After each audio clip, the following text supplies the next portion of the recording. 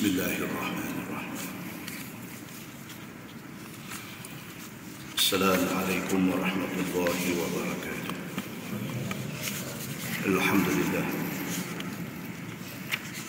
Wa bihi nasta'in.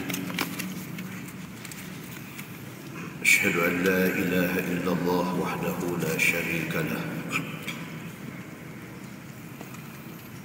Wa asyhadu anna Muhammadan 'abduhu wa rasuluh. ونصلي ونسلم على هذا النبي الكريم سيد المرسلين وعلى آله وصحبه أجمعين. أما بعد، أيها المؤمنون اتقوا الله، أوصيكم وإياي بتقوى الله، فقد فاز المتقون. Muslimin dan muslimat, mudah-mudahan dirahmati Allah Subhanahu wa taala. Di dalam sebuah hadis, an Abi Hurairah radhiyallahu anhu qala, su'ila an-nabiy sallallahu alaihi wasallam, أي الأعمال أفضل؟ قال النبي صلى الله عليه وسلم إيمان بالله ورسوله. قيل ثم ماذا؟ قال النبي صلى الله عليه وسلم جهاد في سبيل الله. قيل ثم ماذا؟ قال النبي صلى الله عليه وسلم حج مبرور، أو كما قال، hadis sahih riwayat Al-Bukhari. Daripada Abi Hurairah radhiyallahu anhu, kata dia, pada satu hari ditanya Nabi sallallahu alaihi wasallam, dalam banyak-banyak amalan, apakah amalan yang paling baik? Jawab Nabi sallallahu alaihi wasallam, imanun billahi wa rasulih. Nabi kata, dalam banyak-banyak amalan, nombor satu paling baik ialah kamu beriman dengan Allah dan Rasulnya. Muslimin dan muslimat yang dirahmati Allah sekalian, apa juga benda kita buat dalam dunia ni mesti berasaskan kepada iman kita kepada Allah dan Rasul. Apa pun kita buat dalam dunia ni mestilah berdasarkan kepada Al-Quran dan hadis Nabi sallallahu alaihi wasallam. Maka Nabi sallallahu alaihi wasallam bila ditanya oleh satu sahabat, apakah amalan paling baik? Nabi kata, nombor satu, kamu kena beriman dengan Allah, kamu beriman dengan Nabi. Sahabat tanya lagi, summa maza? Lain apa lagi? Nabi kata, jihadun fi sabilillah. Kamu sanggup berjihad pada jalan Allah. Sama ada jihad itu jihad nyawa, kamu sanggup mati kerana Allah, atau jihad itu jihad harta, kamu sanggup infak harta pada jalan Allah, atau jihad itu mungkin jihad buah fikiran, jihad tenaga, atau apa sahaja. Kamu sanggup apa sahaja kerana Allah, itu amal baik. Sahabat tanya lagi, summa maza? Apa lagi ya Rasulullah? Nabi kata, hajjun mabrur. buat haji dan pastikan haji itu mabrur. Muslimin dan muslimat yang dirahmati Allah sekalian, kalau sekiranya hari ini kita nak buat benda baik, sama ada kita nak berjihad dengan nyawa, dengan harta, dengan tenaga, dengan apa saja, ataupun hari ini kita nak buat haji, ataupun hari ini kita nak buat apa sahaja, istilah semua tu berdasarkan kepada iman dan percaya kita kepada Allah dan Rasul. Mestilah semua benda yang kita buat itu berdasarkan kepada Al-Quran dan hadis Nabi sallallahu alaihi wasallam. Pasal apa hari ini orang nak pergi buat haji, nak pergi buat umrah? Saya ambil mukadimah ni pasal ini season orang pergi haji. Pasal apa orang nak pergi haji? Pasal apa orang nak pergi umrah? Tak ada jawapan lain melainkan kerana itu perintah Allah. Apa hal yang kita sanggup bersusah payah, himpun duit, pekin belanja, bersabar dengan kesusahan dalam tempoh 50 hari nak buat haji? Pasal apa kita sanggup susah payah semua ni? Pasal apa kita sanggup susah payah? Semata-mata kerana nak sampai di Mekah, nak pusing Kaabah 7 orang. Pasal apa kita susah payah nak pergi berlari di antara Safa dan Marwah? Pasal apa kita yang sanggup bersusah payah nak pergi berhimpun di Padang Arafah? Pasal apa kita sanggup nak susah payah bertolak daripada Arafah ke Muzdalifah tengah-tengah malam? Kita nak pergi ke Mina dengan segala susah payah di Mina, dengan pancok susah, dengan segala-galanya susah.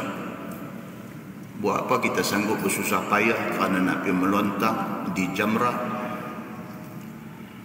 Pasal apa kita sanggup susah payah nak menanggung kesabaran dengan pantang larang di dalam ihram? Pasal apa kita sanggup buat semua benda ni?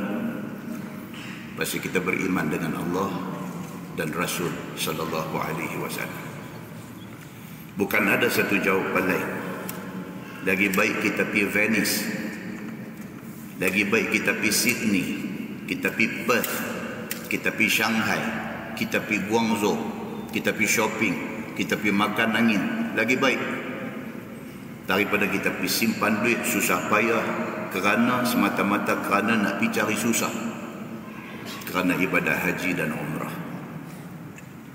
Tapi semua orang Islam ada ingat dalam hati, nak pergi setidak-tidaknya sekali, nak pergi jak bumi Makkah, nak buat haji. Kerana apa? Kerana itu perintah Allah. Kerana apa? Kerana kita ada iman, kita ada percaya kepada janji Allah Subhanahu wa taala. Di dalam sebuah hadis riwayat daripada Abi Hurairah radhiyallahu anhu,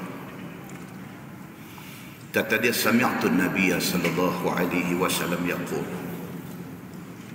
man hajja lillah falam yarfuth wa lam yafsuq raja'a ka yaumi waladathu ummuh, atau kama qala, hadis sahih riwayat Al-Bukhari.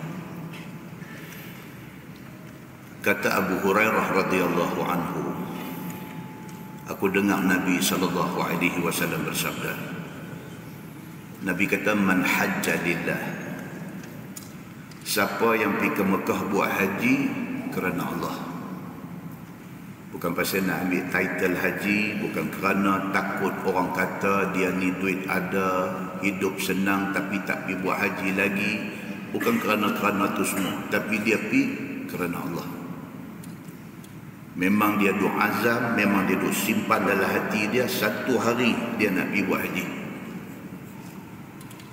It's a matter of time, cepat atau lambat, tapi hati sudah simpui nak pergi buat haji. Kalau sekiranya dia dapat peluang pergi buat haji ini, Nabi kata, man hajja lillah, siapa yang pergi buat haji kerana Allah, falam yarfuth, dalam tempoh 50 hari dia ada di sana, dia tidak bercakap kotor. Dia kontrol diri dia betul-betul masa dia ada di Makkah, di Madinah, di Al-Haramain ini. Dia kontrol diri dia betul-betul. Dia tidak buat rafath, dia tidak buat benda cakap kotor. Dia tidak cakap lucah, dia tidak bercakap gurau senda yang tak ada kaedah. Dia tidak buat benda yang lara. Walam yafsuq, dan tidak buat fasik, tidak buat benda jahat, tidak tipu orang, tidak tipu tu Arab yang duk menyaga, tidak sakitkan hati Bangladesh yang duk buat kerja di Masjidil Haram. Dia pastikan diri dia tidak buat fasik. Nabi kata raja'a ka yaumi waladathu ummu. Dia balik selepas 50 hari di sana, dia balik, dia bersih daripada dosa, seperti satu budak baru beranak daripada perut mak. Hadis itu hadis sahih riwayat Al-Bukhari. Muslimin dan muslimat yang dirahmati Allah sekalian, dapat peluang buat haji adalah satu benda cukup besar. Yang benda ni kalau sekiranya tidak dimanfaatkan dengan sebaik-baiknya, kita rugi sangat-sangat. Dalam sebuah hadis riwayat daripada Aisyah radhiyallahu anha, kata dia, qultu ya Rasulullah, ala naghzu wa nujahidu ma'akum? Faqala an-nabi sallallahu alaihi wasallam, lakinna ahsana al-jihad wa ajmala al-hajj, hajjun mabrur. Faqalat Aisyah, fala ad'u al-hajj ba'da إذ سمعت هذا من رسول الله صلى الله عليه وسلم أو كما قال. Hadis sahih riwayat Al-Bukhari. Daripada Aisyah radhiyallahu anha, dia kata satu hari dia kata ke Nabi, Aisyah kata dekat Nabi, dekat suami dia, dia kata ala naghzu wa nujahidu ma'akum. Aisyah ni, dia isteri Nabi, dia tahu macam mana susah payah Nabi. Dia rasa semangat sangat untuk turut serta bersama dengan Nabi dalam setiap saat dan ketika. Aisyah kata dekat Nabi, ala naghzu wa nujahidu ma'akum. Boleh tak boleh kami orang perempuan ni nak ikut sama pergi perang dan berjihad bersama dengan orang lelaki-lelaki semua? Aisyah ni satu perempuan tapi begitu semangat dia. Dia kata dekat Nabi, ala naghzu, naghzu ghazwah, ghazwatu badrin. Ghazwah maksudnya perang. Naghzu, kami nak pergi perang. Aisyah kata ala naghzu wa nujahidu ma'akum, ya Rasulullah, boleh tak boleh kami orang perempuan nak ikut sama pergi perang bersama dengan orang lelaki-lelaki? Faqala Nabi sallallahu alaihi wasallam, Nabi kata lakinna ahsanal jihad wa ajmalahu al-hajj.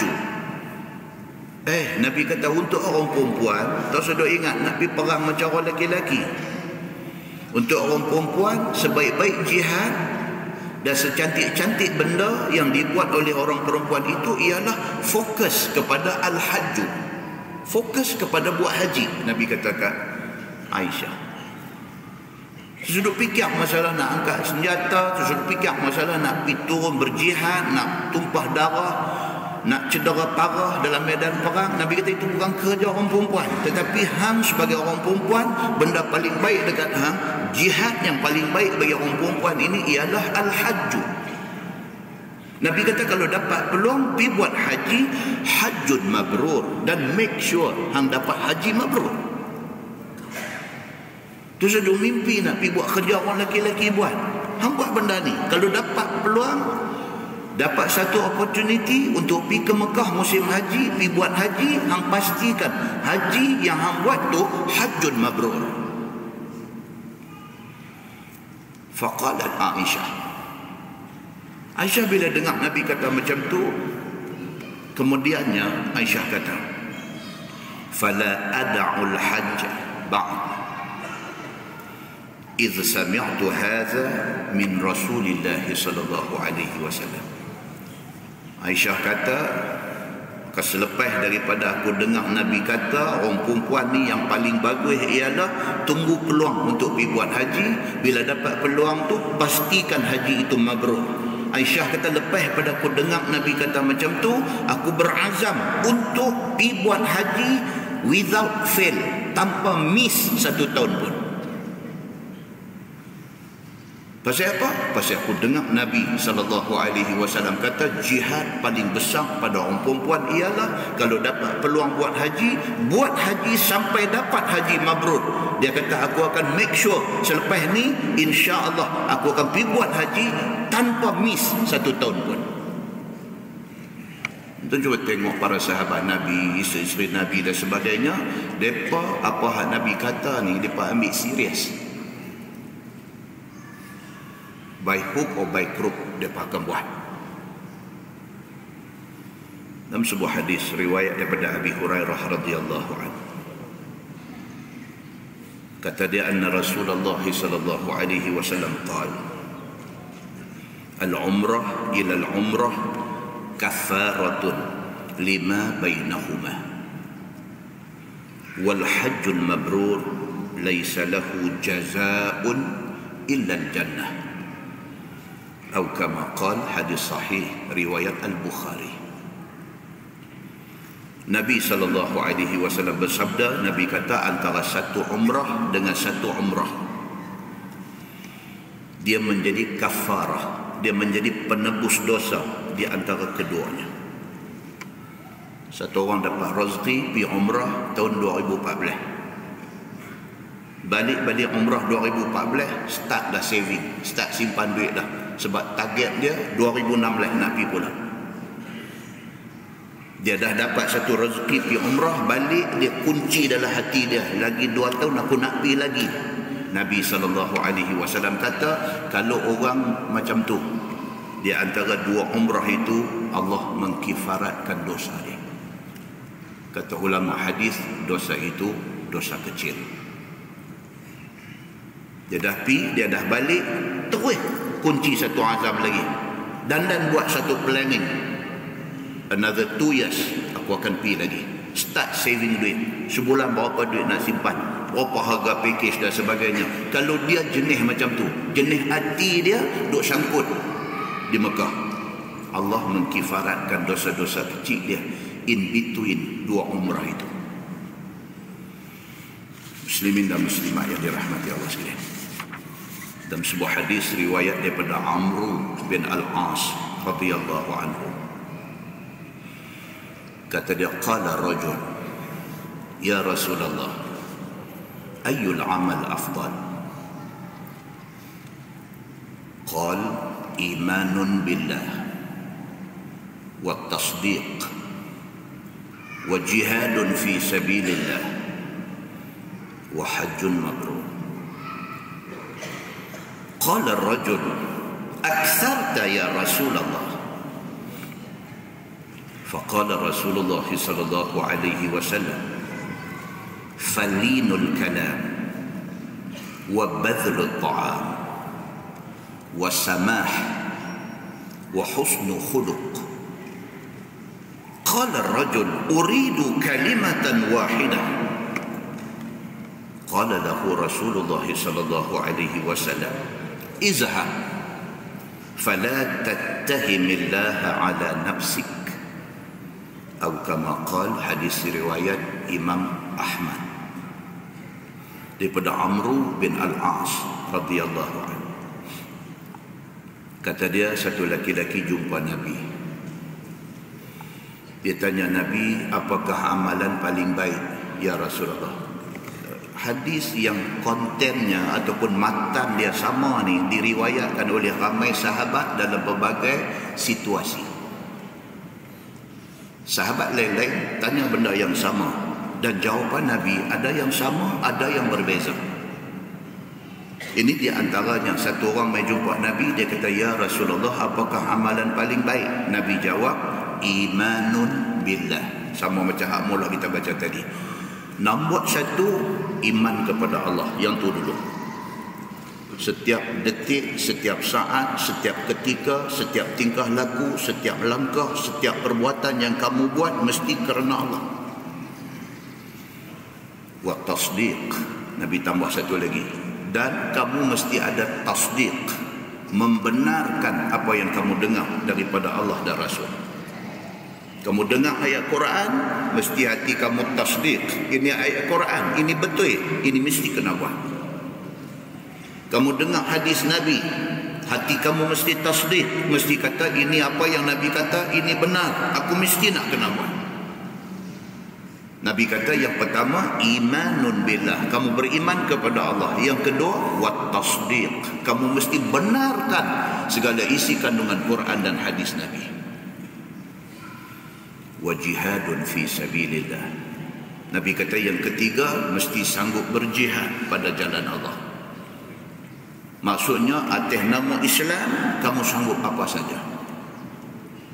Kalau kamu perlu korban nyawa, mesti sanggup. Kalau kamu perlu keluar duit, mesti sanggup. Kalau kamu kena bagi tenaga, mesti sanggup. Kalau sekiranya itu kerana Allah. Wa hajjun mabrur, Nabi kata yang keempat, kalau dapat peluang buat haji, pastikan haji itu mabrur.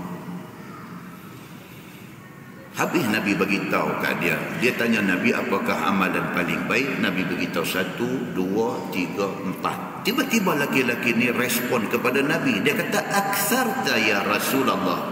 Dia kata, ya Rasulullah, banyak sangat. Ini nak kena ini. Dia tanya Nabi, Nabi bagi tahu dekat dia 4 benda. Tiba-tiba dia kata balik dekat Nabi, aktsarta ya Rasulullah, awak banyak sangat. Dia jenis tak boleh serabut. Awak banyak sangat, abang satu sudahlah. Faqala Rasulullah sallallahu alaihi wasallam. Okey, Nabi kata tak apa. Falinul kalam. Nabi kata kalau hak tadi rasa macam banyak, rasa macam tak mampu buat, rasa macam berat, alright, Nabi kata aku beritahu yang lain. Falinul kalam. Nabi kata bila bercakap biarlah berlembut. Bila bercakap, bukan dengan mak pak saja, bukan dengan abang kakak, dengan adik saja, bahkan dengan kawan-kawan, dengan jiran tetangga. Bila bercakap, biarlah linul kalam, biar cakap tu bersopan. Wa badlut ta'am. Nabi kata amalan baik juga ialah kamu sanggup belanja orang makan.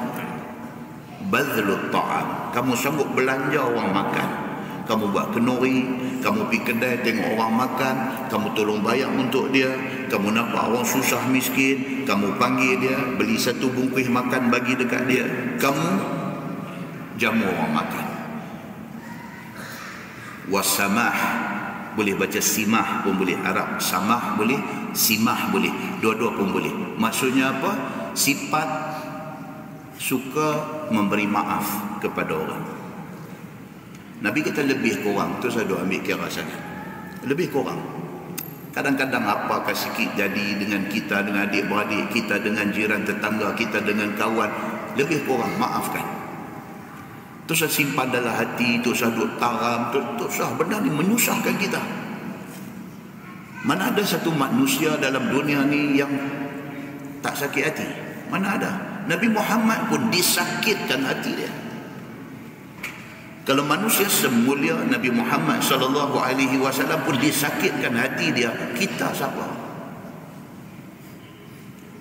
Bila kita nak boleh jumpa satu keadaan di mana kita buat apa pun tak ada siapa kata apa, takkan jumpa keadaan itu.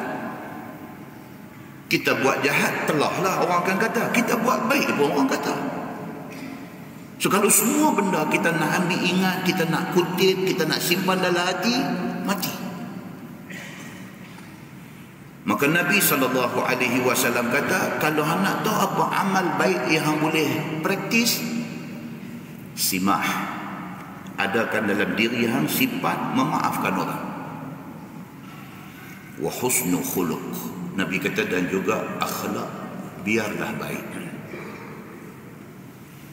Qala ar-rajul, laki-laki ni bila dah Nabi bagi tahu benda tu dekat dia, dia kata dekat Nabi, uridu kalimatan wahidah. Dia kata, ya Rasulullah, tu pun susah, banyak, berat. Bagi tahu mai dekat aku one word saja, kalimatan wahidah. Bagi satu word saja dekat aku nak buat. Ini nak boleh dia ni. Qala lahu Rasulullah sallallahu alaihi wasallam. Nabi kata dekat dia, izhab. Nabi kata hampir. Tunggu lagi, boleh sakit. Nabi kata dekat dia, izhab fala tattahimillaha ala nafsik. Nabi kata dekat dia, hampir, jangan hang duk tahmah ataupun buruk sangka kepada Allah. Nabi kata, tu Nabi tu habis marah dah tu, kalau cakap lagu tu habis marah dah. Nabi kata, hampir, hang jangan duk buruk sangka dengan Allah. Hang tanya aku soalan, aku dah jawab dekat hang. Benda yang aku jawab tu yang Allah suruh. Kalau aku beritahu 4 benda, tak boleh buat 4, boleh buat 1, pergi buat 1. Jangan duk banyak cerita, kata hak ni banyak, hak ni berat, tak boleh. Nabi pekorang, bagi benda hak lagi ringan pun tak mau. Duk habang nak dak yang tu. Nabi kata, izhab, hang pi, jangan hang buruk sangka dengan Allah. Muslimin dan muslimat yang dirahmati Allah sekalian, itulah Islam dan itulah orang Islam. Islam satu agama cantik. Orang Islam ini yang banyak akal. Islam turun mai dekat kita ni elok dah. Kalau lagu Allah habang, lagu Nabi habang tu, lagu tu kita pegang buat, cantik dah. Tapi yang kata orang Islam ni, dia tak ambil apa yang Nabi suruh, dia tak ikut apa yang Allah bagi tahu, dia nak buat bagi jadi kuasa. Dan benda ini dicerita oleh Nabi SAW kepada kita semua. Muslimin dan muslimat yang dirahmati Allah sekalian. Orang-orang yang dapat peluang, dapat rezeki. Pergi haji ni rezeki. Orang-orang yang dapat peluang, dapat rezeki untuk pergi ke Mekah, untuk buat haji, pastikan dia dapat haji yang mabrur. Firman Allah, inna awwala baitin wudi'a lin-nasi lalladhi bi Bakkah mubarakan wa hudan lil alamin. Allah Subhanahu wa taala berfirman, kata dia, sesungguhnya rumah ibadat hak mula-mula Tuhan suruh bina di atas muka bumi ini ialah Baitullah. Rumah ibadat yang mula-mula, awwalu baitin. Rumah maksudnya rumah di situ rumah ibadat. Awal-awal rumah ibadat yang dibina di atas bumi, di atas globe kita duduk ni ialah Kaabah tu. Dan terletak dia di mana? Lallazi bi Bakkah. Allah tentukan di mana nak bina Kaabah tu. Bukan Nabi Ibrahim mimpi, bukan Nabi Ibrahim fikir, bukan Nabi Ibrahim punya akal, bukan. Allah yang tentukan di mana nak dibina rumah dia yang dikatakan Baitullah, rumah Allah itu. Allah tentukan spot mana nak dibina. Sudah Allah tentukan, sudah Nabi Ibrahim bina, Allah kata pula rumah itu mubarakan, rumah yang diberkati. Kaabah itu satu rumah Allah, satu Baitullah yang mubarak, yang diberkati. Wa hudan lil alamin, dan dia menjadi petunjuk kepada seluruh alam. Muslimin dan muslimat yang dirahmati Allah sekalian, jangan sia-siakan peluang bila sampai di sana. Dalam sebuah hadis riwayat daripada Ibni Abbas radhiyallahu anhu, kata dia, qala Rasulullah sallallahu alaihi wasallam, man tafa bil bait 50 marrah kharaja min dhunubihi kayaumi waladathu ummu, atau kama qala, hadis sahih riwayat At-Tirmizi. Nabi SAW bersabda, Nabi kata, siapa yang tawaf Kaabah 50 marrah, 50 kali. 50 kali maksudnya bukan 50 round. 50 kali maksudnya sekali 7 round. Sebab tidak cukup 7, tidak panggil tawaf. Komplit 7 pusingan, itu satu tawaf.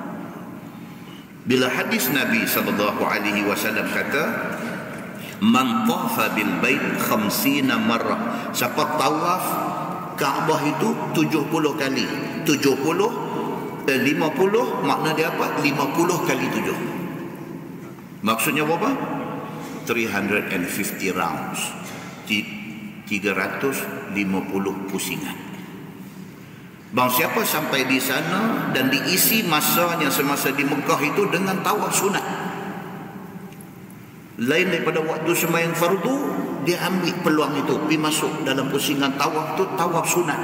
7 pusingan kira 1, 7 pusingan kira 2, 7 pusingan kira 3. Dia boleh buat sampai 50 marah, sampai 50 kali tawaf. Maksudnya 350 pusingan tawaf. Nabi kata apa? Tidak ada janji kepada orang ini melainkan kharaja min dhunubihi kayaumi waladathu ummuh. Dia balik esok, dia bersih macam budak baru beranak perut mak. Nampak janji daripada Nabi SAW ini nampak besar sungguh. Pasal apa Nabi janji besar macam tu? Pasal Nabi tahu tak ramai orang buat. Tak ramai buat. Pergi umrah tiap-tiap tahun, pergi umrah selang setahun, tak buat pun. Tak buat pun. Duk melengkang di hotel gitu. Gagah-gagah saya tengok, oh esok nak balik dah. Ingat-ingat balik berapa kali buat tawaf sunat? Allah, dan 2 kali. 2 kali. 7 orang dan 2 kali. Ada saja. Panas kot nanti ya. Nanti balik. Maka Nabi SAW bagi janji yang macam tu punya besar. Pasal apa? Pasal nak motivate kita. Dia nak encourage kita, suruh kita pergi buat. Tapi kita ni ternyata tak payah nak motivate. Kita adalah kita. Muslimin dan muslimat yang dirahmati Allah sekalian. Istimewa Makkah ini dalam hadis riwayat daripada Jubair bin Mut'im radhiyallahu anhu. Dia kata anna Nabi sallallahu alaihi wasallam qala ya bani Abdi Manaf la tamna'u ahadan tafa bihadha albayt wa shalla ayyata sa'atin sha'a min layl aw nahar atau kama qala, hadis sahih riwayat At-Tirmizi. Nabi SAW bersabda, Nabi kata, ya Bani Abdi Manaf. Siapa dia? Bani Abdi Manaf ni siapa dia? Keturunan Nabi. Siapa mereka ni? Mereka ni Quraisy. Mereka ni orang yang mulia-mulia, asyraful qaum, orang-orang yang mulia yang ada di bumi Makkah. Mereka ni kontrol Makkah. Mereka kontrol. Seperti mana kunci Kaabah dipegang oleh Bani Syaibah. Bani Syaibah dia pegang kunci Kaabah daripada zaman Nabi, daripada zaman sebelum Nabi masuk dalam kota Mekah, daripada zaman kafir Quraisy pegang kekuasaan di Mekah sampailah Nabi masuk, Islam menguasai Mekah sampai hari ini. Kunci Kaabah dipegang oleh keturunan tu, keturunan Bani Syaibah. Dia pegang. Sampai hari ini pun kalau sekiranya pemerintah Saudi nak buat Rasulul Kaabah ni, nak pergi basuh Kaabah, mai raja ke, mai governor Mekah ke, mai apa ke, nak buka pintu tu, Bani Syaibah mai buka. Pasal apa? Pasal ikut macam mana yang dibuat oleh Nabi SAW. Bila Nabi masuk dalam kota Mekah pada hari pembukaan kota Mekah 8 Hijrah, Nabi daripada Madinah, Nabi mai kota Mekah, berlaku pembukaan kota Mekah. Nabi minta nak masuk semayang di dalam Kaabah. Nabi minta nak masuk semayang dalam Kaabah. Panggil Bani Syaibah. Mereka tak Islam. Mai wakil Bani Syaibah bawa kunci, buka pintu. Nabi masuk, Nabi semayang dekat rukun Yamani belah dalam. Lepas itu Sayyidina Ali jumpa Nabi. Sayyidina Ali kata, ya Rasulullah, mintalah kunci itu biar aku pegang. Tuan-tuan, kemuliaan. Kemuliaan. Boleh pegang kunci Kaabah ni kemuliaan. Ali kata dekat Rasulullah, Rasulullah itu pak mentua dia, Rasulullah itu sepupu dia, Rasulullah itu dari segi darah, dari segi kekeluargaan sangat rapat dengan dia. Dia kata dekat Nabi, dia kata, ya Rasulullah, minta kunci itu bagi saya pegang. Nabi kata, no, Bani Syaibah pegang. Kerana keputusan Nabi itu, Bani Syaibah rasa dia dimuliakan. Dia kafir, dia tak masuk Islam, tapi kerana keputusan Nabi itu, dia rasa proud, dia rasa dia dimuliakan. Manusia, tuan-tuan, manusia kalau kita hormat dia, kita bagi penghormatan pada dia, kita bagi pengiktirafan pada dia, kita puji dia, nama kata manusia ni meleleh hingga kena puji. Nabi SAW satu orang manusia yang alim psikologi, akhlaknya sangat tinggi. Nabi kata dekat menantu dia, dekat sepupu dia, dekat Ali, orang yang bertanggungjawab bila wafat Nabi, menguruskan jenazah Nabi, orang yang turun dalam liang sambut jasad Nabi. Nabi cukup sayang dengan dia. Dia menikah pula dengan Fatimah, anak kesayangan Nabi. Nabi kata kat dia, no, kunci ini dipegang oleh Bani Syaibah. Ali kata, ya Rasulullah, mereka tak Islam. Nabi kata, no, Bani Syaibah akan pegang kunci ini. Sampai hari ini Bani Syaibah pegang. La Islam adalah kerana keputusan Nabi itu dijadikan sebab musabab kepada Islamnya Bani Syaibah. Muslimin dan muslimat yang dirahmati Allah sekalian. Nabi kata kepada Bani Abdi Manaf, keturunan dia, Nabi kata, la tamna'u ahadan qafa bihadzal bait wa shalla ayyata sa'atin sya'a. Nabi kata, wahai Bani Abdi Manaf, wahai keturunan aku pesan satu benda. Jangan ada siapa daripada kalangan hampa ni yang memegang kekuasaan pemerintahan di kota Mekah. Jangan ada siapa daripada kalangan hampa ni yang cuba menegah ataupun melarang orang daripada tawaf ataupun sembahyang di dalam Masjidil Haram ini ayyata sa'atin sya'a. Tak kira waktu bila, jangan halang mereka sembahyang, jangan halang mereka tawaf. Daripada hadis ini dia ambil beberapa kesimpulan. Yang pertama apa dia? Masjidil Haram tidak pernah ditutup seperti Masjid Nabawi. Masjid Nabawi ada waktu kunci, ada waktu dia buka. Masjid Haram terbuka sentiasa. Pasal apa? Pasal hadis ini. Masjidil Haram ini juga dia ambil faham daripada hadis ni apa dia? Duduk di Masjidil Haram ni tidak ada waktu haram. Kalau di lain tempat dia ada waktu lepas subuh haram sembahyang, waktu tengah hari rembang haram sembahyang, waktu lepas asar haram sembahyang, kecuali sembahyang bersebab. Tapi untuk Masjidil Haram, bila masa pun sembahyanglah, tawaflah, tidak ada waktu haram. Pasal apa? Pasal hadis Nabi SAW sudah kata sebagai tanda keistimewaan Makkah itu sendiri. Muslimin dan muslimat yang dirahmati Allah sekalian. Kalau nak ikut tak baca kitab kita malam ni. Duduk cerita pasal Mekah ni, pasal apa? Pasal ini season orang nak pergi Mekah. Cantik kalau sebelum kita pergi Mekah kita dapat vitamin-vitamin ini. Cantik. Daripada kita celapak api itu bahasa dia. Bagi orang yang tak arti apa tapi ada duit tapi nak pergi, dia celapak api. Dia celapak api Mekah dalam keadaan dia kosong, dia tak tahu apa. Duk ikut lagu sampah hanyut dalam sungai. Ayam pikul mana, dia pikul tu. Orang pikul mana, dia tala pikul tu. Dia pun tak tahu apa. Orang tawah, dia tawah. Orang sa'i, dia sa'i. Orang tak sesat, dia sesat. Itu punya duk jadi. Jadi biar kita nak pergi ke tempat yang macam tu punya berharga, macam tu punya tinggi nilai dia di sisi Allah Subhanahu wa ta'ala, biar kita well prepared dari segi knowledge, dari segi kesedaran, dari segi semangat ada kat kita. Bismillahirrahmanirrahim, langkah pergi. InsyaAllah yang kita bawa balik ialah haji yang mabrur. Kita menggunakan Bahrul Mazi jilid 21. Bahrul Mazi jilid 21. Muka surat 30. Muka surat 30. Tajuk malam ni pun berkaitan, iaitu Maqam Ibrahim. Ni tajuk malam ini dia nak tengok tentang Maqam Ibrahim. Disebutkan Maqam Ibrahim ini di dalam Al-Quran. Maka dia main satu perbincangan tentang Maqam Ibrahim.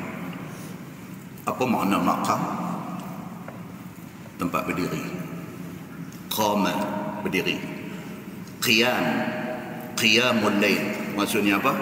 Berdiri malam untuk sembahyang sunat. Maqam maksudnya tempat berdiri. Dan zaman saya kecil-kecil dulu, satu ustaz mengajar di masjid kampung tu. Dia tak nak pergi haji lagi. Cerita pasal makam Ibrahim, orang tanya dia, kata ustaz, makam Ibrahim ni apa dia? Dia kata kubur Nabi Ibrahim dia. Habis semua dengar pun faham. Lagu tu punya doa dah. Pasal dia pun tak nak pergi zaman tu pula, zaman tahun 70 apa kurang lah. Hak duk dengar pun tak tahu apa. Ustaz kata makam kubur lah. Malam ni kita nak tengok makam Ibrahim. Apa makna makam? Maksudnya tempat berdiri ataupun tempat berpijak Nabi Ibrahim alaihissalam semasa dia bina Kaabah. Kalau kita tengok cerita dia, ada cerita kan tuan-tuan boleh rujuk dalam buku banyak lah ni, dan dah diterjemahkan pun dalam bahasa Melayu. Di antaranya di dalam Tarikh Makkah. Tarikh dalam bahasa Arab ni maksudnya sejarah. Tarikh Makkah maksudnya dalam buku sejarah Makkah, muka surat 48, dia cerita. Dia kata makam Ibrahim itu adalah satu batu yang dikutip oleh Nabi Ismail alaihissalam, bawa mai ke bapa dia Nabi Ibrahim untuk bapa dia berdiri di atas batu tu semasa nak bina Kaabah. Asal batu tu dia kata adalah batu yang dikutip, yang Nabi Ismail dikutip. Bawa mai ke pak dia guna untuk pijak untuk nak berdiri buat Kaabah. Dan Kaabah itu, kata di dalam Tarikh Makkah ini, Kaabah itu dibina pada asalnya dengan tangan Nabi Ibrahim sendiri. Bongkah-bongkah batu tu anak dia Nabi Ismail pergi kutip bawa mai, huluk dekat dia.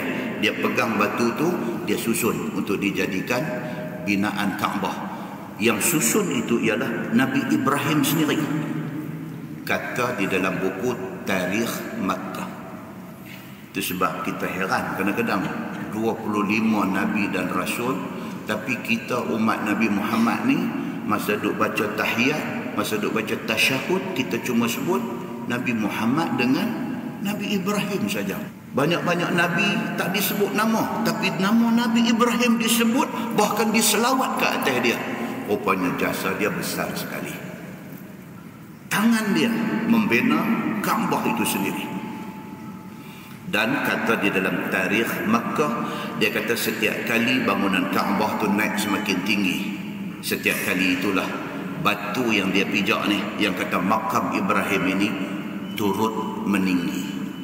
Dia jadi lift.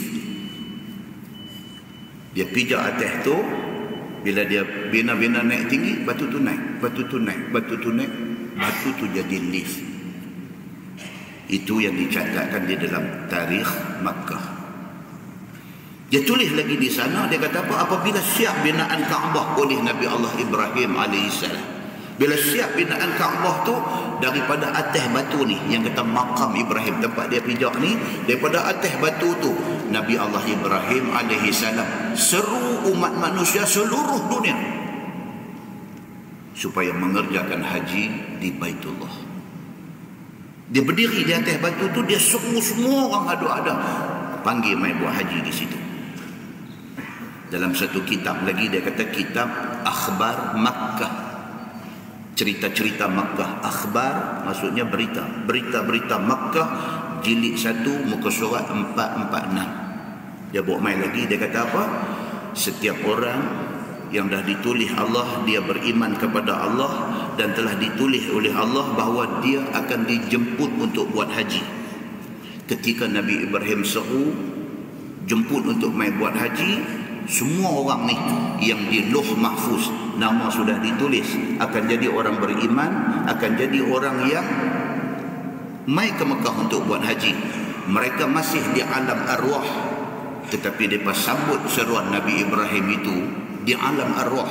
Mereka sambut seruan Nabi Ibrahim itu dengan kata dia, labbaik Allahumma labbaik.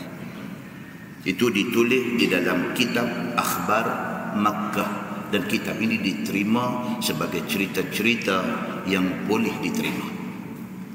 Muslimin dan muslimat yang dirahmati Allah sekalian. Kedudukan asal makam Ibrahim, tak Tak baca ini. Gezek apa punya panjang.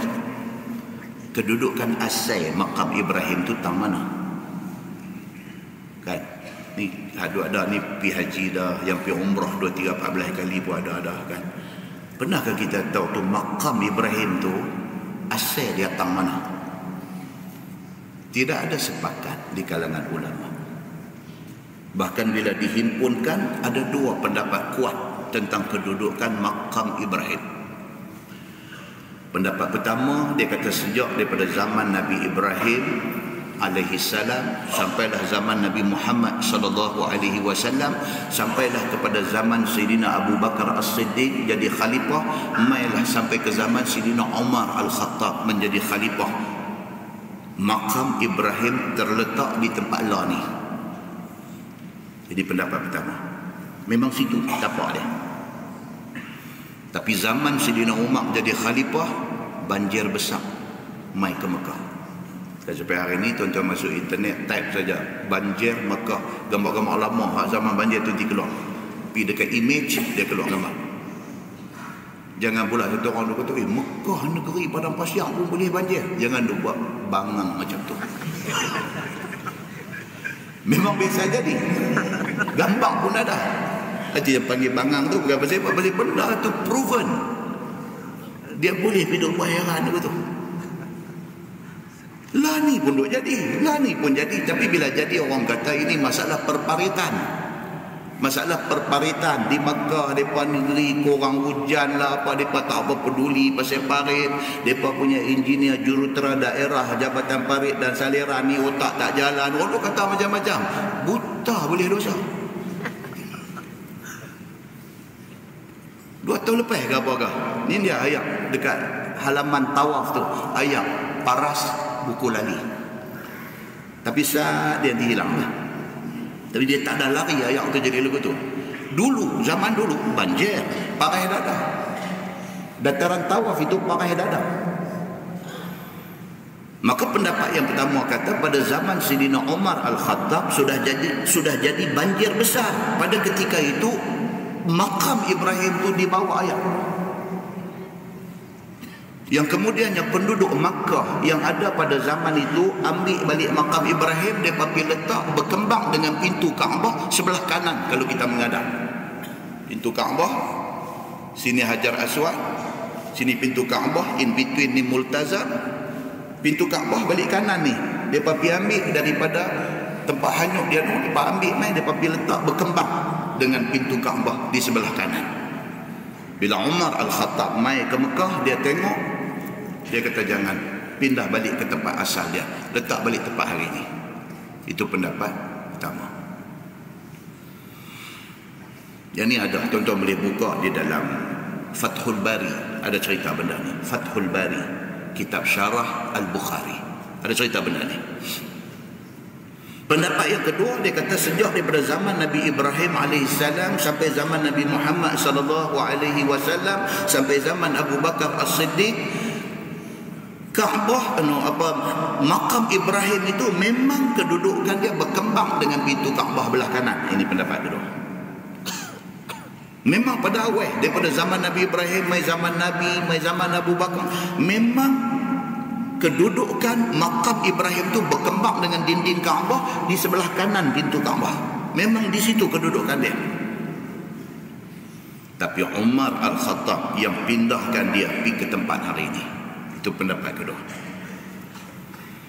Dan tidak ada siapa bangkang tindakan Umar alih makam Ibrahim daripada duk berdempet dengan pintu Kaabah belah kanan tu, bawa pergi ke tempat lah ni, tak ada siapa bangkang. Pasal apa? Pasal dia ingat balik Umar yang mula-mula mencadangkan kepada Nabi supaya dijadikan makam Ibrahim itu musalla. Itu hak kita nak baca sekali lagi. Umar yang cadangkan, tiba-tiba Allah turun ayat Quran mengiyakan cadangan Umar. Jadi kalau Umar pernah mencadangkan supaya dijadikan makam Ibrahim itu musalla, hari ini kalau Umar suruh pindah, sudah tentu Umar mendapat petunjuk daripada Allah. Semua orang sepakat, tak ada siapa bangkang. Maka makam Ibrahim diletakkan di tapak lah ni. Kita duk tengok lah ni. Itu pendapat yang kedua. Cara tuan-tuan baca dalam Ibnu Katsir, mai cerita pasal ayat wattakhidhu min maqami Ibrahim musalla ni, dia buat mai cerita tu. Tahun yang terkini, tahun 1377 Hijrah. Berapa tahun lepas? Lah ni 1435. Tolak 1377. Pada tahun 1377, ulama Saudi bincang untuk nak ubah kedudukan makam Ibrahim itu pijuh sikit lagi, kerana kedudukan dia mengganggu laluan tawaf. Mengganggu laluan tawaf. Dulu tak apa ramai lah orang, satu musim haji 3 juta, 3.5 juta, 4 juta orang dah ada.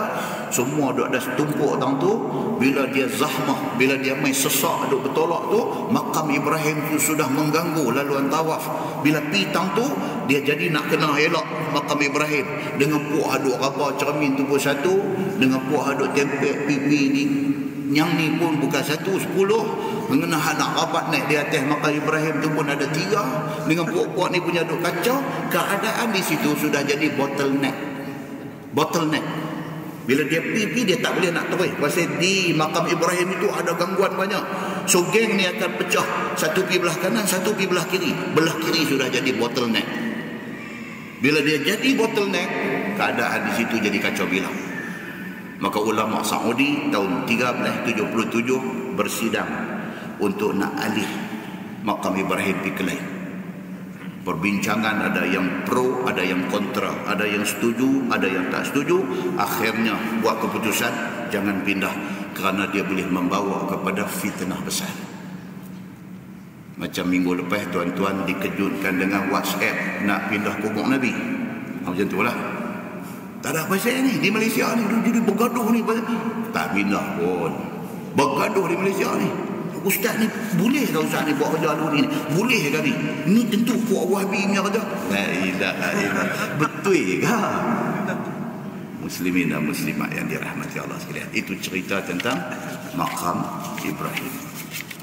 Cuba kita tengok apa perbahasan tentang makam Ibrahim ini. Kata dia, makam Ibrahim bermula, yang masyhur makam Ibrahim itu ialah batu tempat Nabi Ibrahim alaihissalam berpijak di atasnya. Itu yang ditulis dalam kitab. Pada waktu dia membina Kaabah dengan anaknya yang bernama Nabi Allah Ismail alaihissalam, yang adalah sekarang ini ditaruh di dalam satu rumah kecil di antara Telaga Zamzam dan Kaabah hari ini. Hari ini tuan-tuan tengok Imam Masjid Haram, Imam Al-Masjidil Haram, bila dia jadi imam, dia duduk tahu nah? Dia duduk in between. Tuan-tuan masuk balik dalam internet, type tengok live Makkah, boleh tengok kedudukan Imam Masjidil Haram bila dia mengimamkan sembahyang, especially sembahyang subuh, maghrib dan Aisyah. Zuhur asar ni dia berubah tempat sebab panas, tapi subuh, maghrib, Isyak di situlah spot dia. Tang mana? Sebelah kanan dia ada makam Ibrahim, sebelah kiri dia penjuru Hajar Aswad. Dia akan ambil center tu untuk sembahyang sampai hari ini. Okey, dia kata yang ada sekarang ini ditaruh di dalam satu rumah kecil di antara Telaga Zamzam dan Kaabah. Itu kedudukan dia. Adalah batu itu asalnya terletak di tepi Kaabah, dia kata.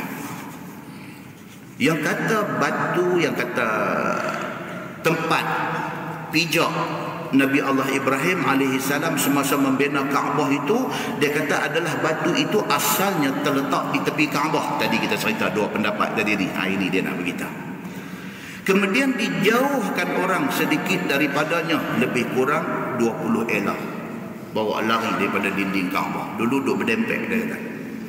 Dan orang-orang tawaf menempuhi antaranya dan antara Kaabah. Jadi bila dia shift benda tu main ke tengah sikit, bila orang tawaf hidup berjumpa dengan kedudukan makam Ibrahim itu, dia kata. Dan kata ulama, ialah batu yang ada bekas tapak kaki Nabi Allah Ibrahim alaihissalam dalam tu. Ada bekas tapak kaki Nabi Ibrahim. Di situlah dia step dulu, dia duduk pijak berdiri semasa dia bina Kaabah dulu ni. Dan kata Qil, ada satu pendapat kata makam Ibrahim itu ialah masjid, ialah Masjidil Haram semuanya. Itu pendapat yang katakan makam Ibrahim itulah sebenarnya spot masjid yang betul. Dan kemudiannya ulama kata ini pendapat semua tidak kuat kerana tidak disokong oleh nas yang sahih. Okey, tapi itu pendapat. Dan kata qil, ada satu pendapat lagi kata dikehendaki dengan makam Ibrahim itu ialah sekalian tempat yang orang-orang hadir mengerjakan haji. Kedudukan makam Ibrahim itu sama seperti Arafah, sama seperti Muzdalifah, samalah seperti tempat melontang di Mina dan sebagainya. Ada satu pendapat lagi kata makam Ibrahim ini di antara spot, di antara tempat penting. Seperti mana pentingnya Arafah, seperti mana pentingnya Muzdalifah, seperti mana pentingnya Mina, seperti mana pentingnya di Mina tu ada 3 jamrat, macam itulah pentingnya yang katakan makam Ibrahim ini. Dia termasuk di dalam himpunan, di dalam package haji, dia kata. Kalau kata pergi Mekah buat haji, dia mesti kena salah satu tempat yang sama penting dengan Arafah. Itu pendapat, dan pendapat itu juga kemudiannya dikatakan tidak disokong oleh nas yang sahih. Tapi itu pendapat ulama. Dia kata dan yang sahihnya ialah bahwasanya makam Ibrahim itu adalah satu batu yang digunakan untuk berdiri imam-imam sembahyang di sisinya. Yang tu yang sahih. Sampai hari ini makam Ibrahim duduk dah balik kiri, pintu Kaabah duduk dah balik kanan, Imam Sudais nanti duduk di situ untuk mengimamkan sembahyang di Masjidil Haram. Tuan masuk tengok dalam YouTube, kita duduk heran. Pasal apa dia duduk sembahyang, polis tak sembahyang? Kalau Maghrib Isya tak apalah, Jumaat boleh tak sembahyang. Duduk tunggu 6 orang, 5 orang duduk ada, dia duduk sembahyang, Allahu Akbar, balik sini ada 2 polis, ni 2 polis, semua duduk tunggu dengan walkie-talkie tu, dia punya area, dia nak berdaya, semua duduk ada kot tu. Tengok apa lepas ni, Jumaat pun tak sembahyang apa semua ni.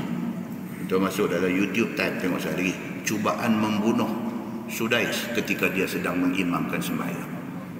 Ada dalam YouTube. Duduk tengok gambar apa dalam YouTube, kita tengok yang tu.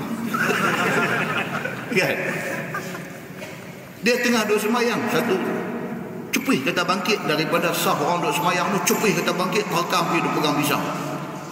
Inilah guna polis-polis yang tak semayang ni, untuk nak protect, ni imam yang duduk semayang ni. Rakam pergi, dia pegang dia, bakai dia, perebah dia, pergi tangkap bawa pergi. Pasal apa tuan-tuan? Sayyidina Umar pun mati kena tikam. Sayyidina Umar nak cari seumpama Sayyidina Umar sebagai pemimpin senang tak tuan-tuan? Ada orang tikam dia. Walaupun dia kata bukan dia nak tikam, orang upah dia suruh tikam, tapi ada orang yang upah dia suruh tikam. Satu pemimpin, satu khalifah yang seadil itu pun ada orang nak bunuh. Apatah lagi orang biasa ni. Cubaan untuk nak membunuh sentiasa ada di mana-mana. Maka orang-orang tertentu ini mesti dikawan. Muslimin dan muslimat yang dirahmati Allah sekalian. So dia kata apa? Dia kata hari ini makam Ibrahim itu menjadi tempat imam semayang di sebelah dia. In between tu imam akan duduk semayang. Dan kata tafsir Khazin di dalam tafsirnya, bahwasanya makam Ibrahim itu menjadi tempat yang berdiri imam sembahyang di tepinya. Itu kata tafsir Khazin. Masalah tafsir ayat 125 surah Al-Baqarah, iaitu firman Allah, a'udzubillahi minasyaitanir rajim, wattakhidhu mim maqami Ibrahim musalla. Itu ayat yang kita nak sembang, yang kita nak bincang pada malam ini. Sesungguhnya dalam masalah 42 tadi telah disebutkan ikhtilaf ulama pada maksud makam Ibrahim itu. Makam Ibrahim yang disebut dalam Quran tadi kata wattakhidhu mim maqami Ibrahim musalla. Jadikanlah makam Ibrahim itu sebagai musalla. Apa maksud musalla tu? Itu yang dia nak bincang. Sebagaimana tersebut di dalam hadis yang telah dikeluarkan oleh Imam At-Tirmizi, kata dia an Anas anna Umar radhiyallahu anhu qala ya Rasulullah law sallaina khalfal maqam. Itu hadis dia. Maksudnya diriwayatkan daripada satu sahabat Nabi SAW yang bernama Anas bin Malik, bahwasanya Umar bin Al-Khattab radhiyallahu anhu telah berkata kepada Nabi SAW, ya Rasulullah, jikalau sekiranya kita boleh sembahyang di belakang makam Ibrahim, alangkah bagusnya. Masa tu belum ada lagi perintah suruh pergi sembahyang dekat dengan makam Ibrahim, tak ada lagi. Umat ni sudah main idea. Maka dia propose, dia mencadangkan benda ni kepada Nabi SAW. Umat kata dekat Nabi, dia kata, ya Rasulullah, kalaulah kita boleh jadikan makam Ibrahim itu tempat sembahyang kita, alangkah baiknya. Umat pergi cadang benda tu. Sambung hadis tu, dia kata, fanazalat wattakhidhu min maqami Ibrahim musalla. Maka turun wahyu daripada Allah membawa ayat yang bermakna, dan jadikanlah oleh kamu akan makam Ibrahim itu tempat sembahyang kamu. Umat propose benda tu, dia cadang benda tu dekat Nabi. Pum, turun mai ayat. Dalam satu hadis kata apa? Sebelum malam ayat turun. Dia cadang siang ni dekat Nabi. Nabi tak berani nak respon pasal perintah Allah belum ada. Nabi tak berani nak respon. Nabi tak mau nak memandai-mandai dalam hal syariat, dalam agama. Umat bagi cadangan, Nabi kata, aku tak boleh nak terima pendapat hang, Tuhan belum kata apa. Sebelum maghrib turun ayat, wattakhidhu min maqami Ibrahim musalla.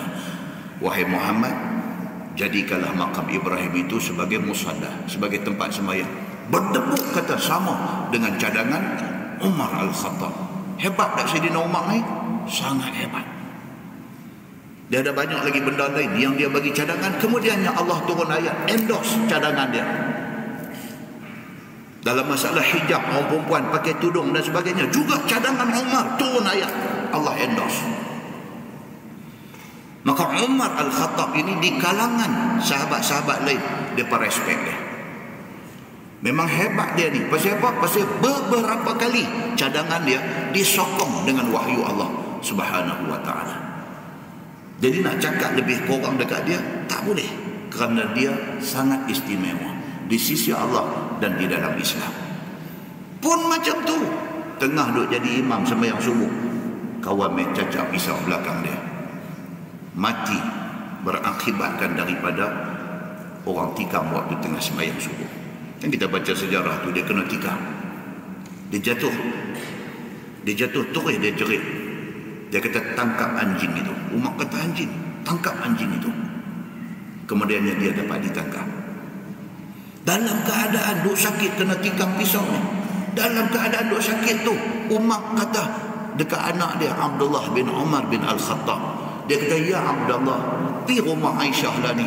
Dia kata, pergi rumah Aisyah lah ni, tanya Aisyah, kalau sekiranya aku mati, boleh dah tanam aku sebelah Nabi? Ya Allah. Dia kata dekat Aisyah, dekat anak dia, bisa jumpa Aisyah, iqra salam alaih, sampaikan salam aku kepada Aisyah.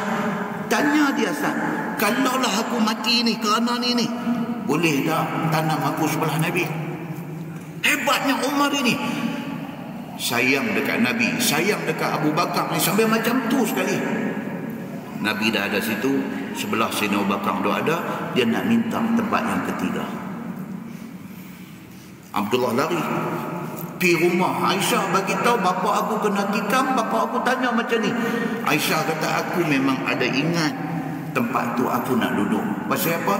Rasulullah suami aku, Abu Bakar bapa aku ada ingat nak duduk tang tu, tapi kerana Umar mau, aku bagi kat Umar. Dia kata, Masya Allah.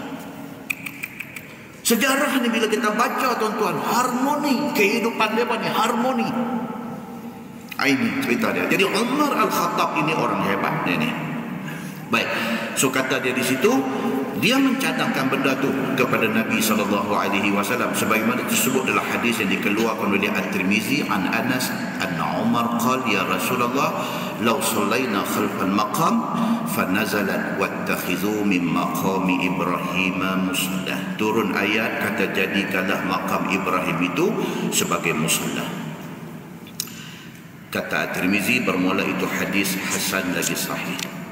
Dan telah dikeluarkan oleh At-Tirmizi satu lagi riwayat.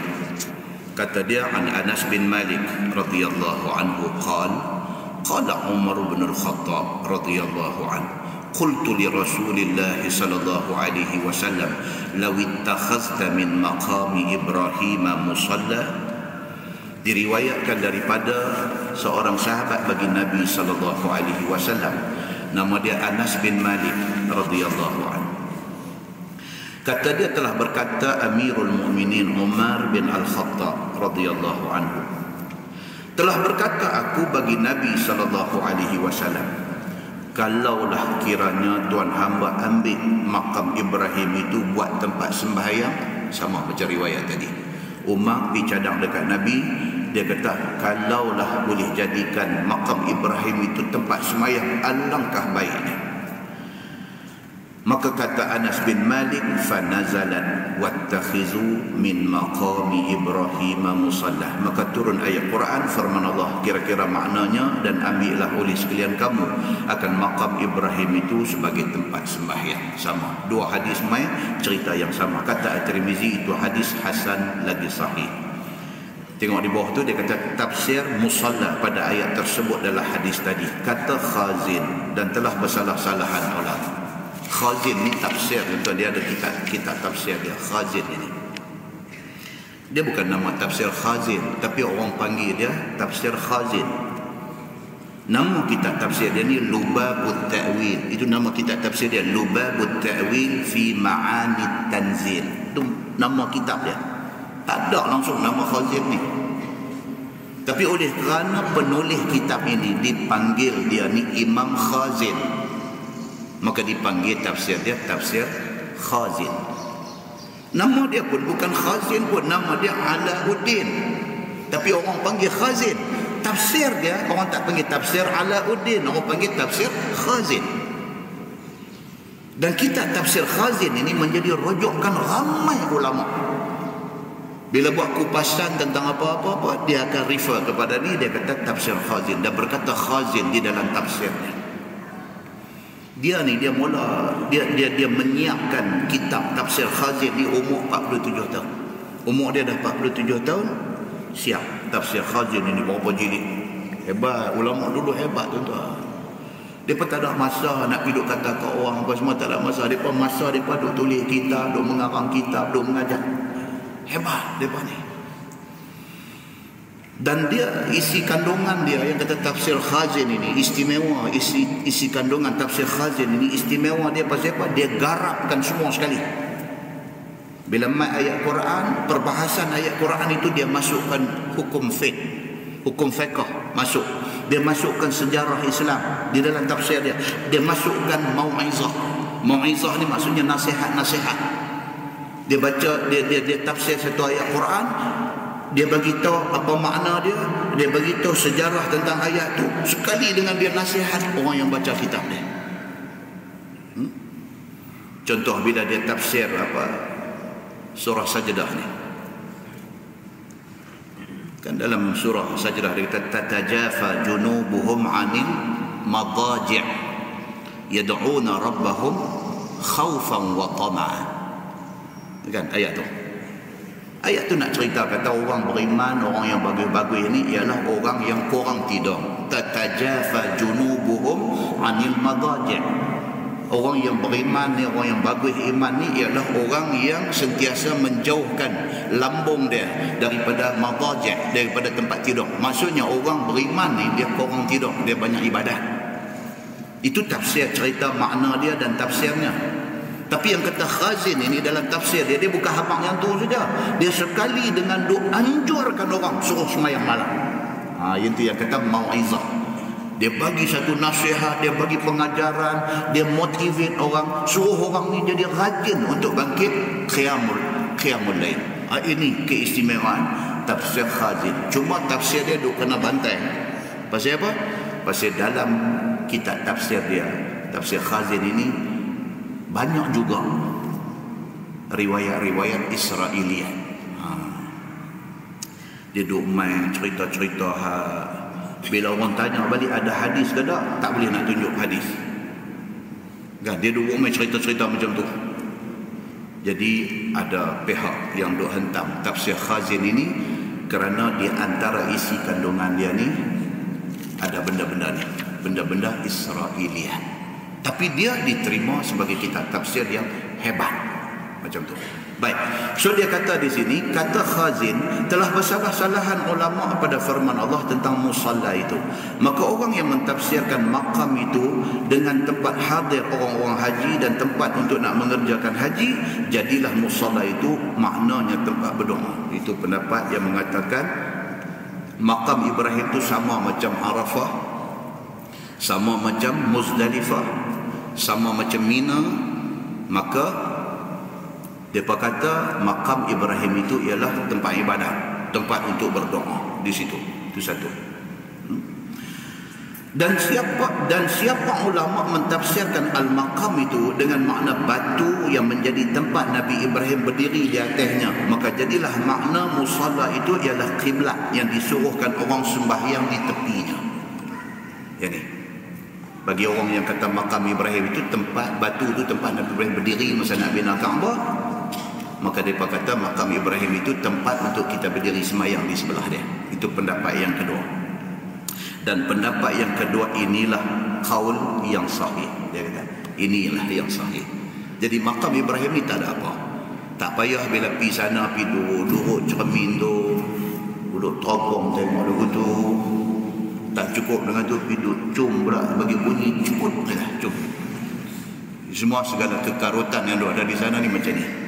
Ada yang lagu piduk tembak pipi di cermin tu, air mata duk turun deras lagu tu pun ada. Bila air mata turun dia ambil air mata dia tonyong pula.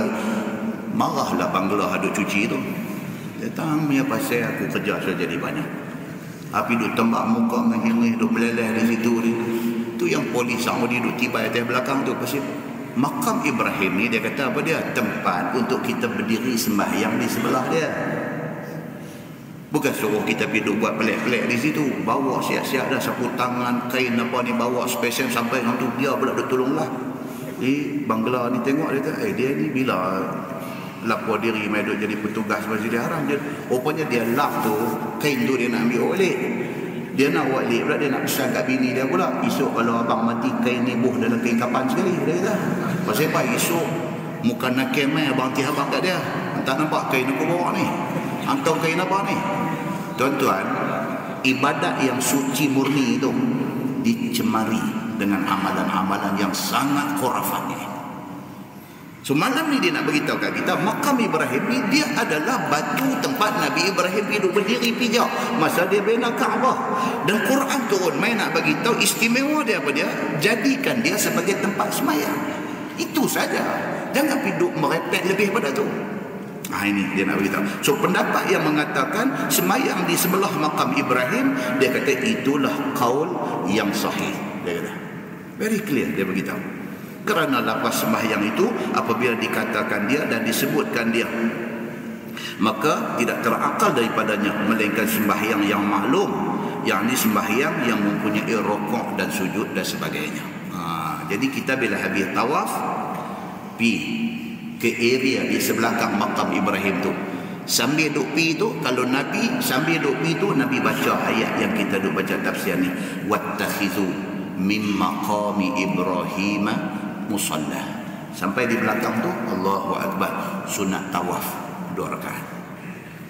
Dalam hadis lagi detail beritahu 2 rakaat itu Nabi buat macam mana? Allahu Akbar iftitah, lepas tu Fatihah, lepas tu qul ya ayyuhal kafirun, rakaat pertama. Bangkit rakaat kedua sekali lagi Fatihah, qul huwallahu ahad. Itu sunnah Nabi sallallahu alaihi wasallam. Baik, turun di bawah tu masalah dia kata fikiran Sayyidina Umar berbetulan dengan wahyu. Itu atas sikit tu dia ulang benda yang sama.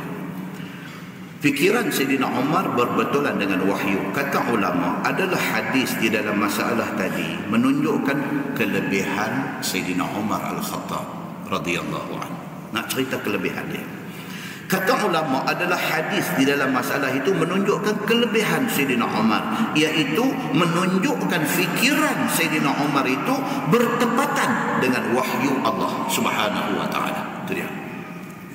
Sebagaimana tersebut di dalam tafsir Baydawi, dia kata, ruwiya annahu alaihi salatu wassalam akhadha bi yadi Umar radhiyallahu anhu wa qala hadha maqamu Ibrahim faqala Umar afala nattakhidhuhu musalla faqala an-nabi sallallahu alaihi wasallam lam umar bidzalik falam taghib asy-syamsu hatta nazalat. Kita habaq tadi. Dia mainlah cerita dia.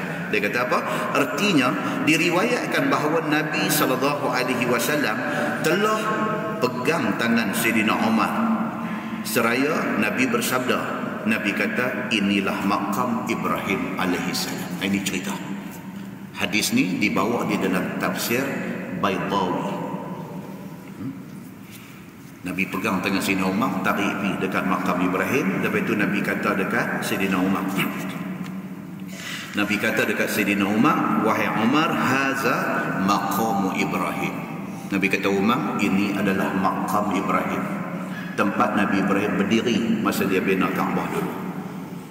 Bila Nabi buat macam tu dekat dia, maka kata Sayyidina Umar bin Al-Khattab radhiyallahu anhu, dia kata, maka tidakkah kita boleh ambil tempat ini jadikan dia tempat sembahyang? Umar terus kata dekat Nabi masa tu. Terus Umar kata, dia kata, ya Rasulullah, boleh tak boleh? Ataupun alangkah baiknya kalau kita boleh jadikan makam Ibrahim ini tempat kita sembahyang sebelah dia. Maka sabda Nabi SAW, belum disuruh oleh Allah akan yang demikian itu. Itu dia. Nabi dia tak memandai-mandai agama. Kita ni lagi memandai pada Nabi. Nabi sendiri syariat turun melalui dia. Selagi tak mai perintah Allah dalam Quran, Nabi tak berani duk reka buat apa-apa benda. Kita hari ni champion tuan-tuan. Kita reka benda dalam agama ni tak tahu nak apa.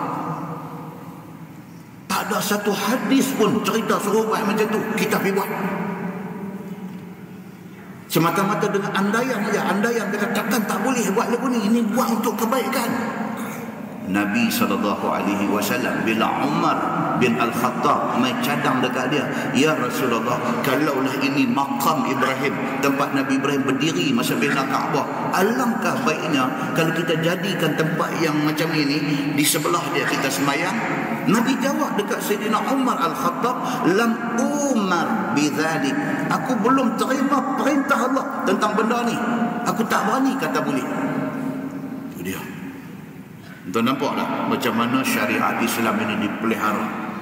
Tidak ada ruang untuk reka cipta. Begitu. Maka kata Sayyidina Umar, maka tidak lenyap matahari. Kata Sayyidina Umar Al-Khattab, tiada lenyap matahari lagi pada hari itu. Turun firman Allah, wattakhizu min maqami Ibrahim musalla. Dia kata belah siang ni tak ada nak maghrib, turun ayat Quran. Allah menyokong cadangan Sayyidina Umar bin Al-Khattab radhiyallahu anhu. Itu dia. Maka Nabi SAW pun menjadikan makam Ibrahim itu tempat sembahyang. Turun ayat baru Nabi buat. Begitu. Kata Baydawi lagi, adalah suruh itu suruh sunat juga, dia kata. Jadi pergi sembahyang di area belakang makam Ibrahim itu bukan wajib, sunat. Kalau boleh cantik. Tapi dengan zaman hari ini manusia ni macam ulah punya ramai di Mekah ni. Kalau lepas tawaf kita nak pergi duduk belakang makam Ibrahim sembahyang ni, hampir tak boleh. Apatah lagi bagi orang yang daif dan lemah, orang tua-tua. Tak sadu gagah. Nak pergi juga, ada ongkah, nak pergi juga, ongkah. Tengok sampai hospital. Dia tak sampai di situ.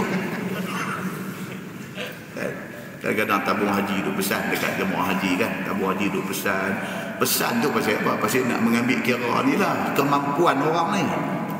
Memanglah benda tu paling afdal, paling bagus. Tapi kalau nak pergi buat benda yang afdal itu membawa mudarat sampai orang pergi buat haji hang duk hospital, jangan. Jelah musim panas. Saya abang di mana Masjid Bandar Buni mencicah sampai 45, 48 darjah Celsius. Ni dia duk pergi lagi ni, panas duk makin duk. Sementara nak sampai 9 Zulhijjah, hari wukuf ni, panas Mekah ni, dia nak pergi berapa tak tahu. Dia pernah tembak pergi sampai 52 darjah Celsius. Bagi orang Malaysia, kalau umur 70 lebih, 80 lebih, dengan kederat pun dah tak ada, dengan tabung haji akan pesan, tak sahaja duk buat ni benda-benda yang orang duk abang kata ni fadilat lebih, ini lebih afdal, ini lebih aula. Bagi orang umur 25-30 lebih, hang 75 jangan duk ikut dia. Dia pun kata ni dekat nak main ni, dekat nak bertolak lagi 2 hari Ustaz Samsuri pesan ni. Dia pun nama saya Ustaz Samsuri pesan ni. Dia kata kalau dah sampai Mekah ni jangan balik kalau tak bawa balik haji mabrur. Dia kata jadi di antara cara nak dapat mabrur ni apa dia? Tawaf Kaabah ni, dia kata mau 50 marrah, 50 kali tawaf. Dia kata jadi 50 ni pula Ustaz abang terang itu ni 50 kali 7. Dia kata 350 dia duk tawaf hospital sana lah. Orang pergi Mekah pun kena bawa dia dengan ambulan pergi. Pasal apa? Pasal wukuf nak kena pergi juga. Al-Hajju Arafah, haji itu ialah Arafah. Hang sakit ke, hang tak sedang diri ke apa ke, depa posok dalam ambulan, depa peterah pergi juga bagi sampai juga di atas bumi Arafah. Walaupun kaki dia tak pijak bumi Arafah, tayar ambulan pijak pun jadilah. Janji dia sampai di Arafah. Pasal apa? Pasal Arafah itu rukun. Hang tak ada di sana dalam tempoh wukuf, tak ada haji. Al-Hajju Arafah, haji itu ialah Arafah. Dia ni pasal apa? Dia kata pasal Ustaz Samsuri ni aku jadi jenuh saya. Jadi itu sebab abang siap-siap kedarat kita boleh buat, tak boleh buat. Yang tu satu bab yang nak kena ambil kira. Muslimin dan muslimat yang dirahmati Allah sekalian. Kan dulu tabung haji kata sebelum tempat melontang jadi berapa tingkat tu, dulu pakai duduk melontang bawah tu, tabung haji pesan jangan siapa pergi duduk tebiang tu. Jangan siapa pergi duduk tebiang nak melontang pagi 10. Jangan. Tunggu malam baru pergi. Pagi 10 jangan pergi. Kita daripada Arafah 9 hari bulan. Lepas itu biasanya dekat nak maghrib kita akan bertolak mai ke Muzdalifah. Ada yang tolak pukul 9, pukul 10, pukul 11. Pasal kita kena ada di Muzdalifah selepas tengah malam. Daripada Muzdalifah, kalau dulu baih tu juga kita turun saja naik balik baih tu, dia bawa main Mina. Allah dia tinggal tu baih lain nanti main ambil, bawa main Mina. Bila sampai di Mina ni kadang-kadang ada orang sampai dekat nak subuh baru sampai di kemah Mina. Turun-turun di situ duduk tak rasa dengar bang masuk waktu subuh. Mayang subuh yo dah dalam kemah ni. Habis mayang subuh dia duduk nampak jamrah Aqabah tu. Mata lagu duduk main berkaca tu macam dia duduk tengok jamrah Aqabah, dia nak rekam pergi. Tabung haji abang dah kursus haji bersiri ni tak tahu sampai berapa siri, siap dengan perdana lagi mai tadi duk pesan jangan duk terpapi time tu. Dia tak boleh. Dia celapak lagi sekali. Dia celapak pi. Tuan-tuan, masa tu sebelum jadi bertingkat dan ini, masa tu semua nak terjun pergi buat pada pagi 10 Zulhijjah tuan-tuan. Seh orang Malaysia ni, seh badan orang Malaysia ni kaki tak jejak tanah. Kena himpit kiri kanan ni kaki dua tu. Jadi yang boleh cerita ni pasal apa? Pasal saya di antara orangnya. Kan? Orang yang bantah masa tu. Turun pergi pagi tu juga. Kata kaum perempuan jom. Dia kata tak apa kan masa ni. Aku ada. Turun pergi. Ya Allahu Akbar tuan-tuan. Bunyi batu duk kena jamrah tu saja. Jamratul Aqabah pagi 10 tu. Bunyi batu tu saja satu irama apa tak tahu. Pria bunyi tu. Dengar bunyi batu tu pun dah takut. Duk jauh lagi daripada jamrah ni. Kira kalau lempang memang kena kepala orang, tak kena batu. Duk pi tu kaki tak sampai tanah. Dia angkat kita. Dia angkat duk tengok tanah pun tak nampak, orang rapat semua ni. Dan akhirnya berjayalah 7 biji settle jamrah Aqabah. Sedang tinggal kain pinggang saja. Kain atas ni pun tak tahu pergi mana. Saya bawa satu botol ayam, tinggal tudung atas saja, botol tu tak ada. Dan selipar dua-dua belah pun tak tahu pergi mana. Macam orang kena apa kalau dulu. Jadi boleh cerita lah pasal benda tu kita dah kena. Punca dia apa? Pasal bantah. peringatan dan nasihat dan pesan orang bantah. Kita tak ada pengalaman, kita tak dengar cakap orang pengalaman, kita belah pi, dia boleh macam tu. Mudah-mudahan saya dapatlah mabrur tu. Muslimin dan muslimat yang dirahmati Allah sekalian. Baik, inilah yang disebutkan di dalam bab kita duk baca ni. Jadi Umar bin Al-Khattab radhiyallahu anhu, bila dia cadang dekat Nabi benda ni, Nabi tak berani kata apa, sehinggalah turun wahyu. Wahyu turun bila? Daripada dia cakap sebelum terbenam matahari, sebelum maghrib, wahyu sudah turun menyokong apa yang dicadangkan oleh Sayyidina Umar bin Al-Khattab radhiyallahu anhu. Kata guruku, tengok di bawah tu. Dia kata guruku ku tu siapa dia? Idris Al-Marbawi, Syekh Idris Al-Marbawi. Dia kata tok guru, dia kata yang tok guru kepada Syekh Idris Al-Marbawi ini ialah orang yang bermazhab Maliki. Dia kata tok guru dia mazhab Maliki. Maka yang muwafaqah, yang sepakat ulama atas sunat sembahyang di makam Ibrahim itu ialah apa-apa sembahyang sunat. Yang kata ayat tadi, wattakhidhu min maqami Ibrahim musalla, kamu jadikanlah makam Ibrahim itu sebagai musalla, sebagai tempat semayang. Semayang apa? Sepakat ulama, kata Syekh Idris Al-Marbawi, guru dia abang kata, sepakat ulama, semayang apa pun tak apa. Semayang di belakang makam Ibrahim itu fadilah dia besar. Semayang apa? Semayang apa pun tak apa. Dia kata bukan semata-mata tertentu kepada sembahyang sunat tawaf sahaja. Dah, sembahyang apa pun tak apa. Kalau kita dah ada di sana sajalah, dah sampai Mekah ni tuan-tuan, nak duduk 4-5 hari kalau pergi umrah, nak duduk 4-5 hari saja, pukul 2:30, pukul 3 pagi kita turun pergi tawaf sunat, sembahyang sunat tahajud. Kalau boleh pergi ambil belakang makam Ibrahim. Masya Allah tuan-tuan, balik main hati macam minum ayam tajud turun, rasa sejuk, rasa puas. Cara sebut tu puas.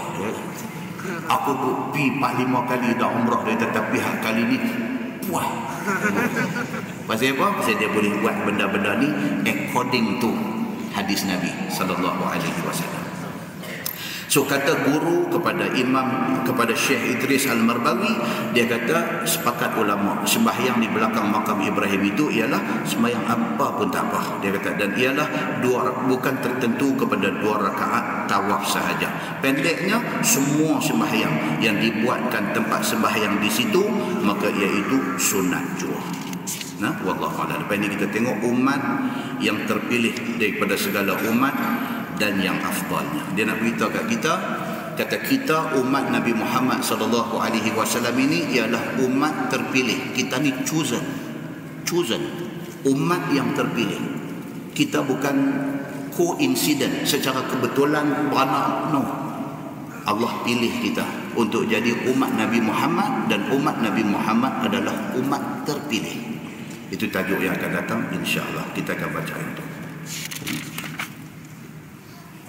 Lepas ini dia akan main perbincangan tentang ijma' ulama. Ijma' ulama itu apa? Adakah dia satu kesepakatan biasa ataupun dia adalah satu sumber hukum di dalam Islam? Kemudian dia akan main satu kisah menarik, kisah Nabi Nuh alaihi salam. Di hari akhirat esok, Nabi Nuh alaihi salam dibawa ke depan Tuhan. Dan Nabi Nuh alaihi salam dalam keadaan ketakutan.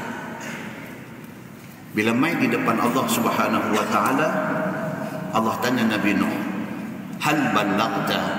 Adakah hang telah menyampaikan segala risalah yang aku suruh hang sampaikan?" Nuh kata, "Ya, saya sudah buat apa yang Tuhan suruh." Tuhan kata, "Buat mai saksi." Siapa saksi kata hang buat kerja yang aku suruh? Nuh bagi tahu, kata tanya umat dia. Bila dibawa ke depan umat Nabi Nuh, Tuhan tanya umat dia, "Betul tak Nuh kata dia dah seru hamba kepada Allah?" Umat dia berbohong. Umat dia kata tak. Dalam keadaan macam tu, macam mana nak selesai? Bulan depan. Kan, ni Nabi Nuh ni. Macam mana nak selesai isu ini? Bulan depan kalau panjang. Kita raya haji, raya had. Hari Senayan, Matang Buluh tak ada. Hari Selasa, Alok Stang tak ada. Hari Rabu di sini insya-Allah ada. Itu spesial mesti faham ni. Ya. Hari Rabu insya-Allah ada. Jadi kita tangguh dengan tasbih kafarah dan surah Al-Asr. Subhanakallahumma wa bihamdika asyhadu an la ilaha illa anta astaghfiruka. Bismillahirrahmanirrahim. Illa allazina amanu.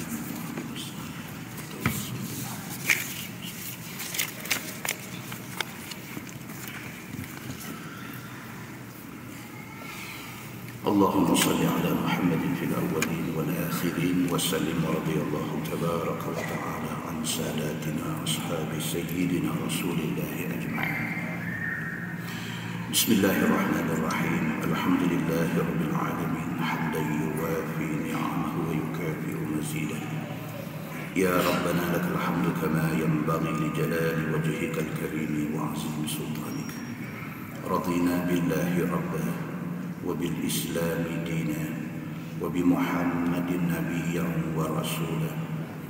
اللهم افتح علينا فتوح العارفين وارزقنا فهم النبيين بجاه خاتم المرسلين.